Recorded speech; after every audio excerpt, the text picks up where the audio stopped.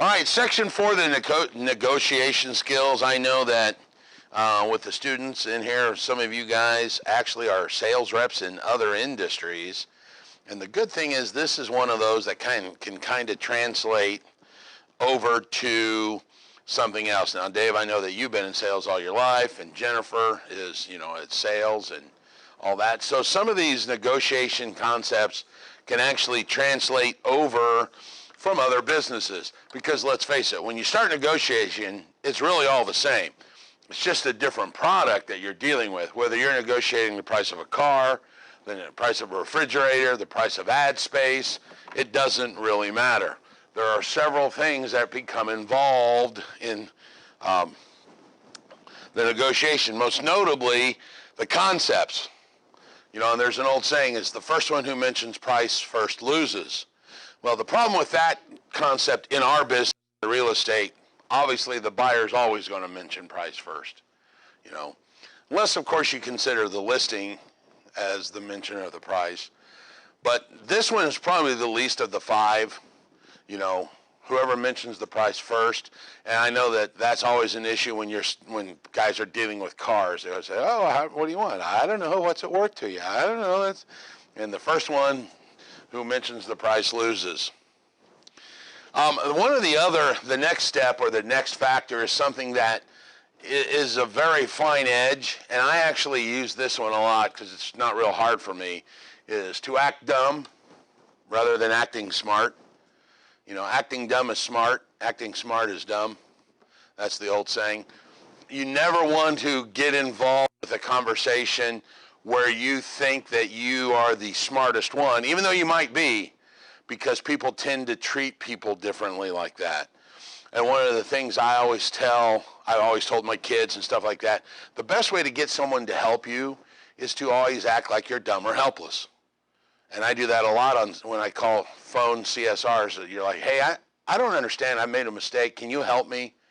And 99% of the people want to help other people. So, whether I know where I think I made the error or not, I always ask, hey, I made a mistake. I made a dumb mistake. Can you help me? And they always do that. Kind of the same thing with negotiation here. You want to say, okay, well, what do you mean by that? Don't assume, when you come up and say, well, I want to do this and this. Oh, okay, let's move on. Well, explain that to me. What do you really want? I don't understand. How's that help your client? How's that help my client? Always act like that there's a way that they can help you explain it or understand it. I'm not sure how that plays out in some of the history for you guys. Dave, you're probably the closest to being a salesman in here. You're probably one of the toughest as far as the products that you sold were things that, first of all, it was an intangible. Yes. But second of all, that's always one of the ad space is one of those things that's boiled down to it. People don't really need. They want it, so it's tougher to sell. It's much easier to sell groceries or clothing, because people go, oh, I want to go buy clothing. I'll go out and buy clothing. Oh, I want to go out and buy groceries. That's the same thing with cars, believe it or not, in my opinion. Nobody sells a car. They already know when they walk on the lot, I need to buy a car. No one goes, hey, I wasn't really planning on it, but I bought a car today. It does happen, but occasionally they're like, I'm going out because I want to buy a car. Ad space is tough. Real estate is another one of those things. Nobody really just trips and accidentally falls and buys a house. They know they're going to buy a house or they know they want to sell the house. So from that standpoint, I think it's fairly simple. But, like ad space, I know I've used Dave and the companies he's worked for before. And, it's tough selling that, isn't it? When people don't necessarily know they want an ad or decide they want an ad, or you got to convince them that here's why they should have the ad and how much it's going to cost them. So it's tough in the sales aspect from that standpoint. The other one that talks about is, and they do this, and mortgage brokers do this all the time, so you got to watch out with your client when they do this. Think in terms of real money. Have you guys had a mortgage broker yet, or another agent will say, well, yeah, I know we're asking 180, but 190 is mixed, and that's only like $3 more a month payment to you. You know, well, that's funny money. Who cares? That's still 20 grand more than we wanted to pay. And people love doing that. Mortgage brokers say, you know, I can get you a loan for this, but if you want a loan for 170, it's only like one more Big Mac a week. You know, if you just ate one last Big Mac a week, you can live in that house. So be careful with that. At one point, I tried that with the real estate school. I don't know if you guys saw that for a while when I was talking about continuing ed. 22 cents a day. And then I realized I was, you know, defeating my own goal where I'm sitting here, don't talk like that, and I was doing the same thing. Sometimes I think it's helpful to break it down like that to people when they're only a couple $1,000s away from making the deal happen. You know, when some people are just like, I don't know, I mean, that's $2,000 more. You're like, yeah, but, you know what I mean? Because some people don't see it. They just see the big, they don't see the small.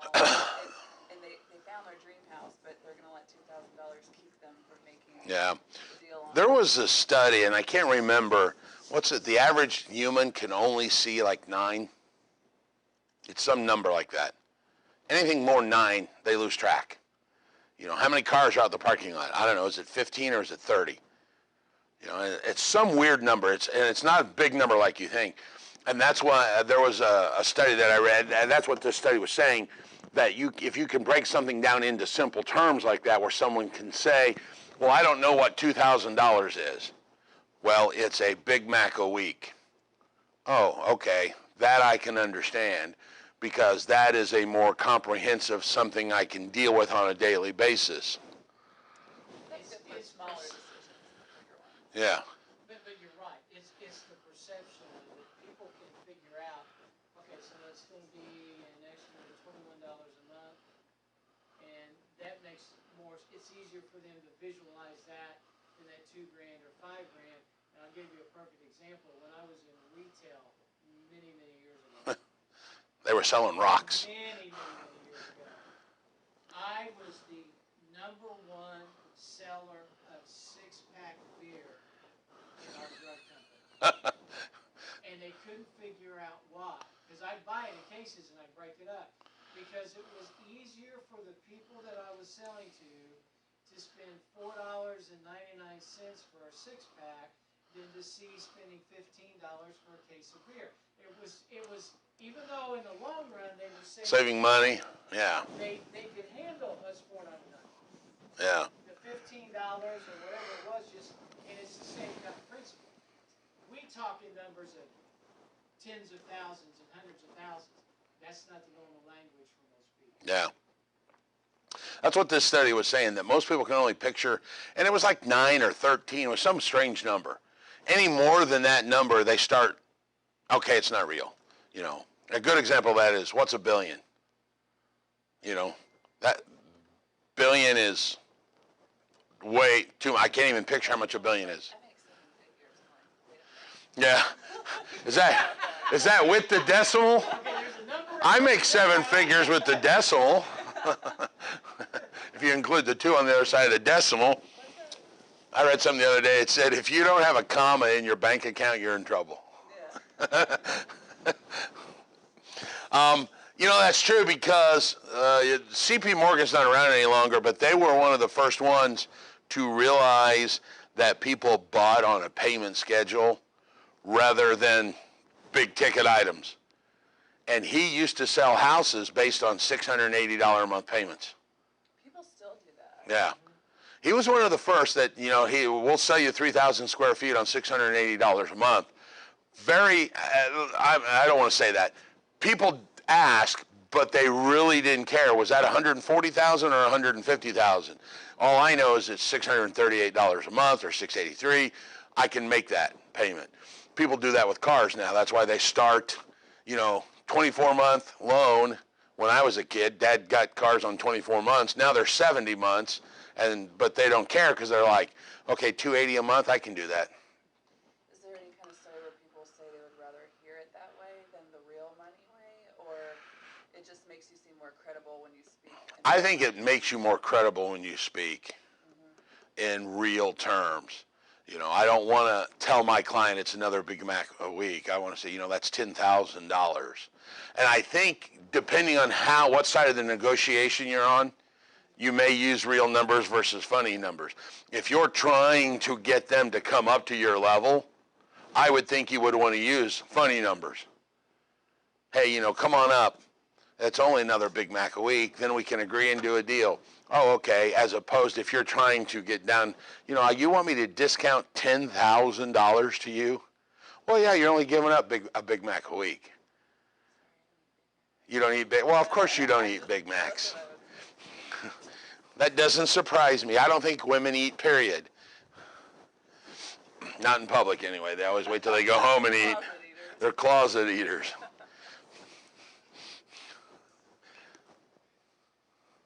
All right. So, you know, that's one of the concepts that say think in real terms, money, not funny money.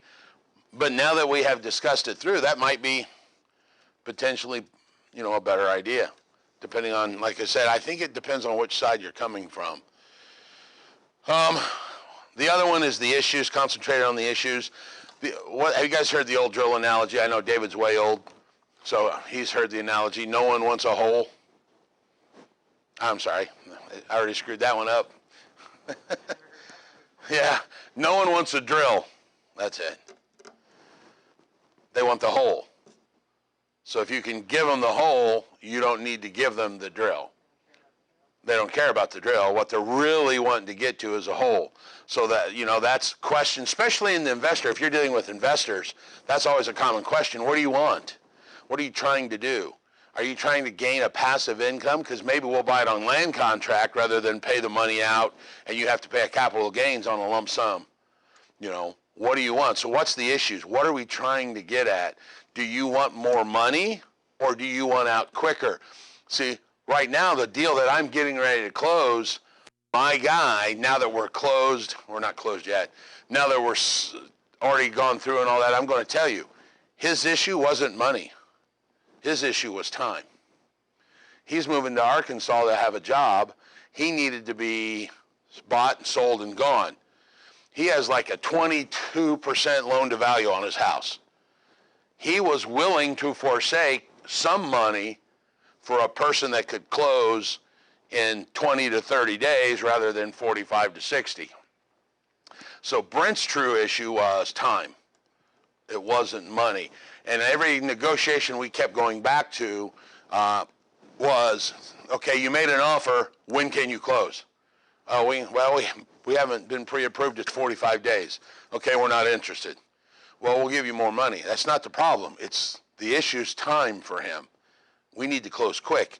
Cash, he would have discounted tremendously because he could have taken the cash and walked out tomorrow. So what's your client's issues? Do they want to get in quicker? Do they want to get more money? Do they want to do a slow close? Do they want to be in that center township? You know. And then this next one, I don't know if I agree with necessarily. Always congratulate the other side. Kim, you did a good job in negotiation for your client. The only thing I will tell you in this concept that's here, realize that when we negotiate, a long time ago I was in a court case with this other guy. It doesn't matter why, but I had an attorney, they had an attorney. I lost the court case. 4 or 5 days later, I saw my attorney at the city market having lunch with that attorney. And I said something to my attorney at that point. I'm like, dude, what are you doing? He's like, well, he's a friend of mine. I'm like, yeah, but he was on the other side of the aisle. Yeah, but I didn't have any skin in that game. I was just your spokesperson. He's still a professional friend of mine. And that really brought it to light to me with the real estate agents. Realize we're not negotiating anything.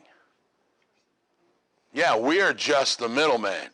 The fact that you and I are having a deal together and you don't agree with my offer and I don't agree with your offer doesn't mean down the road we're not going to have another deal and that we shouldn't be civil with each other. So the fact that we should negotiate or at least be civil about it, we have to keep in mind, it's not me. And I had an agent one time when I gave him an offer, he yelled at me, he goes, what the hell, man? That's like a 75% off. I'm like, whoa, whoa, first of all, A, don't yell at me. It's not my offer. I am just delivering the offer. You know, my client and I may have had a discussion about that price point. We may have agreed, we may have disagreed. The point is, I am the messenger. Don't shoot the messenger. All right? So we have to kind of keep that in mind, that we don't want to get personally vested. And there's a lot of people you will deal with that ultimately say, for some reason, they want to make it an adversarial thing. You know, rather than, remember, we're cooperating brokers. Let's get it done. Let's move on. All of that. If anything, it seems like you could just be like, hey man, thanks for making the deal go smoothly. Yeah. Something like that. Although I've gotten a letter in the mail after closing, like a card from the other agent, and then she left her business cards in there, and I'm like, why would I ever want that? Like, Yeah. stop it. Well, you also have to realize that potentially down the road, you may be someone I try and recruit. And I had an agent tell me that. It was from another big firm, and I asked him the same thing. She said, well, I always send a letter of thank you to the other side when I'm done. And I kind of said, is it one of those cards when you open it, it plays Kumbaya, and we all hug and all that? She's like, no, I always do it because if that agent was a good agent, that when I recruit, that's who I look for, is other good agents. And that, you know, the best person to start is people that I've had interaction with. So I may end up sending a recruiting letter to that person. I'm like, oh, that's nice. Yeah.